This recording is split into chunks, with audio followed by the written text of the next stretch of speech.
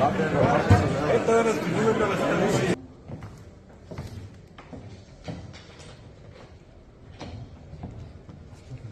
Ευρωπαϊκό Ινστιτούτο για τη Βιώσιμη Ανάπτυξη καλωσορίζει το 23ο Συμπόσιο Κτηνοτροφίας στη 13η Ζωοτέχνια και την έδρα του Θεσσαλονίκη. Το σημερινό συμπόσιο δεν είναι μόνο μια ευκαιρία ανταλλαγής απόψεων και γνώσεων, αλλά και ένας χώρος όπου θα γεννηθούν νέες συνεργασίες με προοπτική.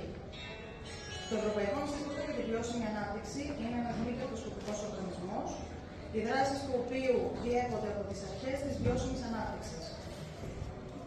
Στο πλαίσιο διάδοσης της γνώσης, που είναι ένας από τους βασικούς άξονες των δραστηριοτήτων του Ινστιτούτου, αγκαλιάσαμε το συμπόσιο αυτό. Εύχομαι η σημερινή μέρα να είναι αποδοτική,